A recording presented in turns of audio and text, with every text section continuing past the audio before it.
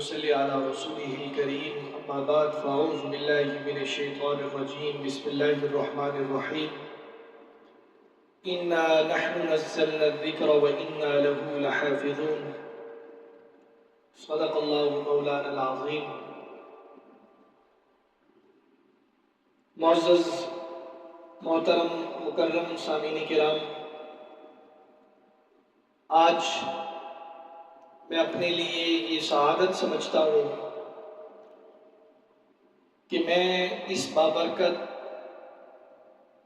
محفل اور مجلس میں ایک حصہ ہوں، جس مجلس اور محفل کے بارے میں رسول اللہ صلی اللہ علیہ وسلم نے ارشاد فرمایا کہ جہاں قرآن کے حوالے سے مجلس لگائی جاتی ہے اللہ کے فرشتے اس مجلس کا حصہ بنتے ہیں.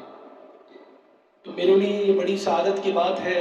میں بہت شکر گزار ہوں اپنے پیارے بھائی محترم مولانا قاری سیف اللہ صاحب کا.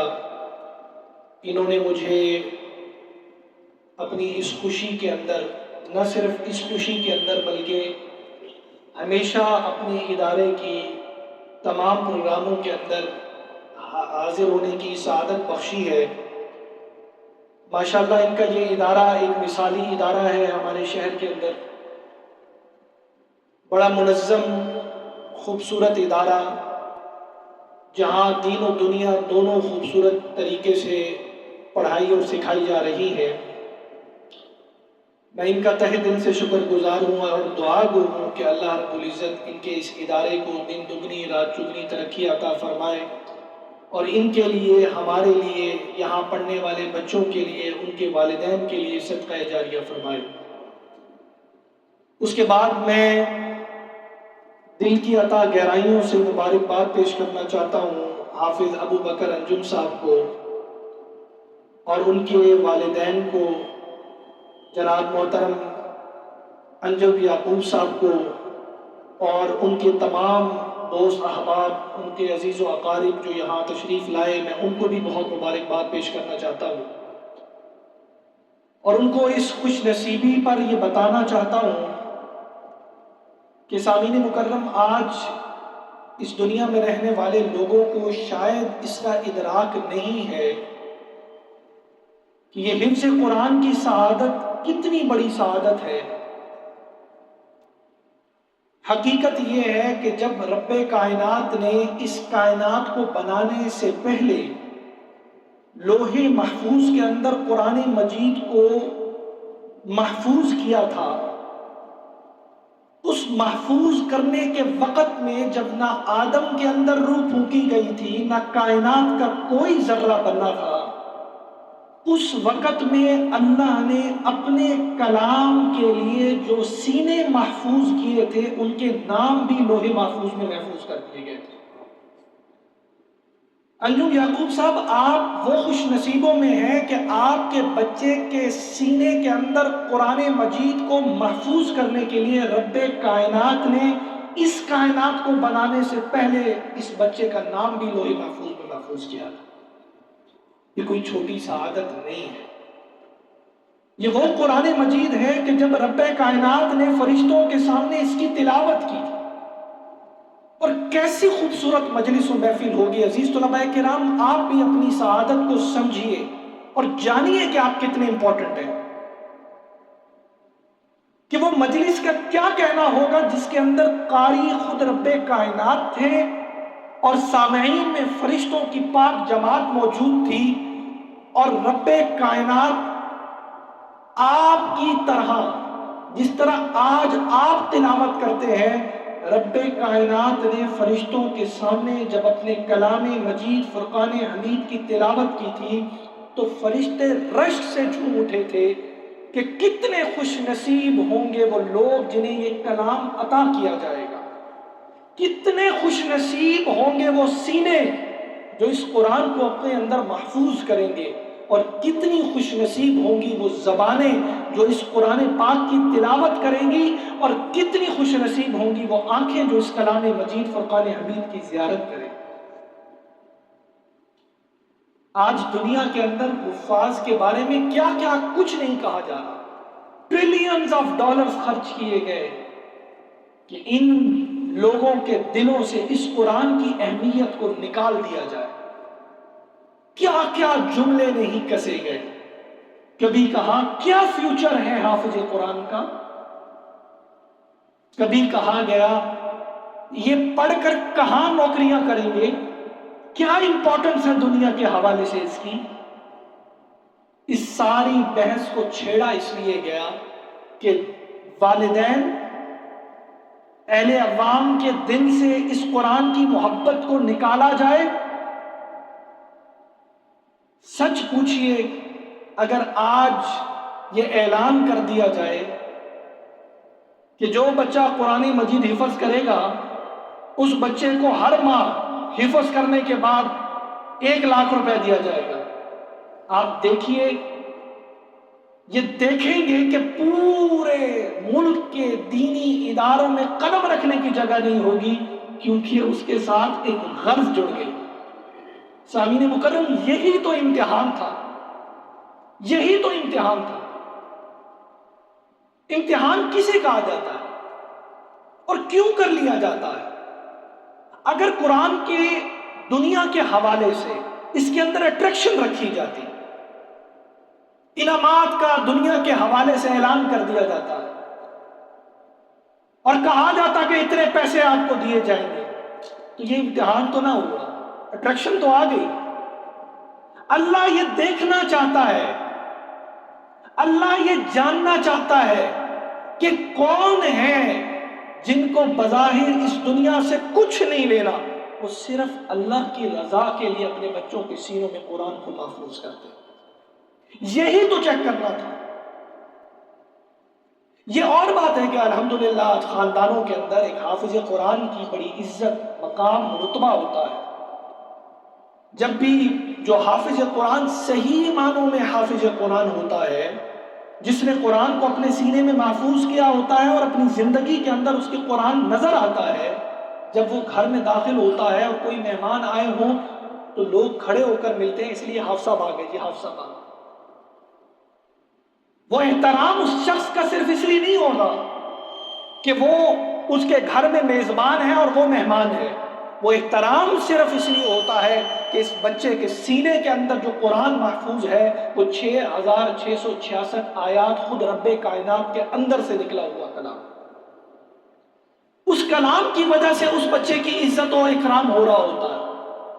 تو سامعین مکرم، یہ سعادت جو آج اس بچے کو ملی ہے، اور یہ سامنے بیٹھے بچے، اللہ رب العزت سب کو اپنے کلام مجید فرقان حمید کے حفظ کی سعادت حاصل کرنے کی توفیق عطا فرمائے، اور ان کے تمام والدین کو، جتنے بھی بچے بیٹھے ہیں سب کے والدین کو یہ خوشیاں دیکھنا نصیب فرمائے۔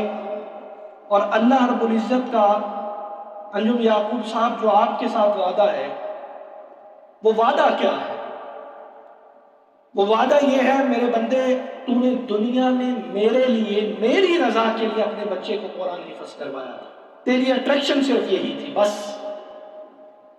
تو سن لے میں تیرے ساتھ کیا کرنے والا ہوں، میں تیرا پروٹوکول کیا رکھنے والا ہوں۔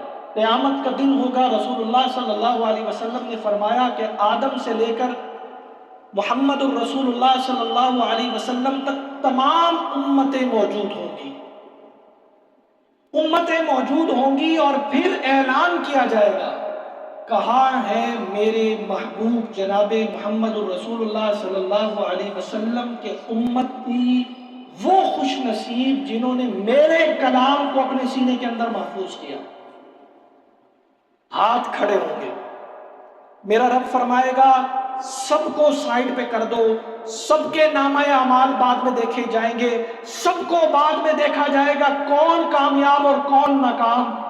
آج میں رب العالمین اپنے ان بندوں کو اعزاز دینے والا ہوں، اور ایسا اعزاز دوں گا کہ آدم سے لے کر محمد الرسول اللہ صلی اللہ علیہ وسلم کی جتنی امتیں اکٹھی ہیں سب آج رش کریں گے کہ یہ کون خوش نصیب آ رہا ہے۔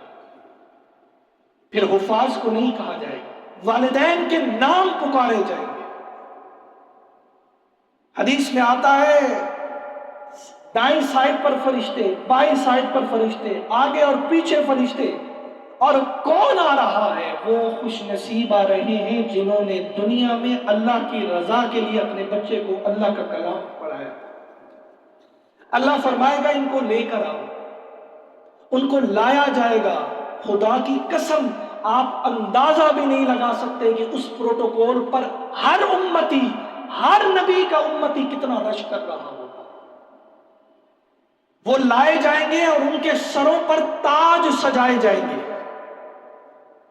ان تاجوں کے بارے میں کیا فرمایا گیا؟ فرمایا گیا جب وہ تاج سروں پر سجائے جائیں گے ان کا نور اتنا ہوگا کہ سورج کی روشنی بھی اس کے سامنے مدھم پڑ جائے۔ اللہ فرمائے گا ابھی اعزاز ختم نہیں ہوا، ابھی اعزاز ختم نہیں ہوا۔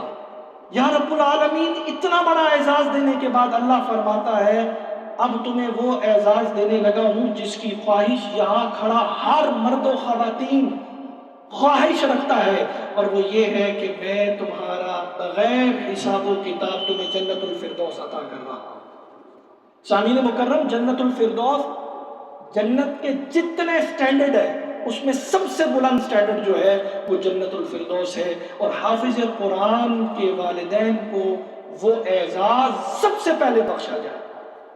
کتنے خوش نصیب ہیں وہ والدین جن کے بچوں نے اپنے سینوں کے اندر قرآن کو محفوظ کیا اور اپنے والدین کو وہ اعزاز بخشا۔ پھر ایسے بھی نہیں، پھر حافظ قرآن کو بلایا جائے گا، اے حافظ قرآن اپنے دوست احباب رشتہ داروں کے اندر ان 10 خوش نصیب کو، ایک روایت کے مطابق ان 10 خوش نصیب کو جنت کے پروانے تمہارے ہاتھ سے میں عطا کروں گا۔ وہ 10 خوش نصیب جن کو پہلے جہنم جن پر واجب کر دی گئی تھی، آج تمہاری سفارش سے ان کو جنت کے پروانے عطا کر دوں گا۔ سامعین مکرم، یہ وہ اعزاز ہے۔ یہاں کس نے کتنا جینا ہے کوئی پتہ نہیں۔ روزانہ جنازے پڑھتے ہیں، جوانوں کے، نوجوانوں کے جنازے پڑھ رہے ہیں، رات سوتے ہیں صبح اٹھتے نہیں ہیں، گھر سے نکلتے ہیں واپس گھر پہنچتے نہیں ہیں، پڑھنے کے لیے نکلتے ہیں، خدا نہ خواستہ اللہ سب کو محفوظ رکھے، ایکسیڈنٹ ہوتا ہے اور وہ اس دنیا سے کوچ کر جاتا ہے۔ کیا ہے زندگی؟ جس زندگی کے پیچھے ہم بھاگ رہے ہیں سامعین مکرم، جس دن ہم نے مرنا ہوگا نا، ہم اس دن بھی صبح اپنے کاموں کے اندر مصروف ہوں گے، دنیا کے اندر محفوظ ہوں گے، کیونکہ ہمارے کام ختم نہیں ہوں گے، کیونکہ ہماری پلاننگ ہماری زندگی کے اندر 100-200 سال کی ہے، اور ہمیں یہ محسوس ہی نہیں ہوتا روزانہ کی بنیاد پر کہ ہم نے مرنا ہے، اور ہر آنے والا دن ہمیں موت کے قریب لے کر جا رہا ہے۔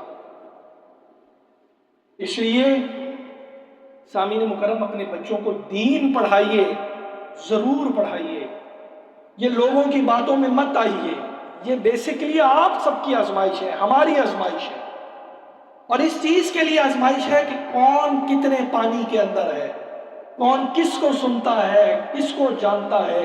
وہ جو پروپیگنڈا کرنے والے تھے جنہوں نے ٹریلینز آف ڈالر لگا دیے، ان کے اپنے ملک میں یہ ریکارڈ ہے، یہ میں اپنی ہوائی باتیں نہیں کر رہا، ان کے اپنے ملک کے اندر پچھلے 20-24 سالوں کے اندر جتنے لوگ مسلمان ہوئے ہیں اتنے پچھلے 100 سالوں میں مسلمان نہیں ہوئے۔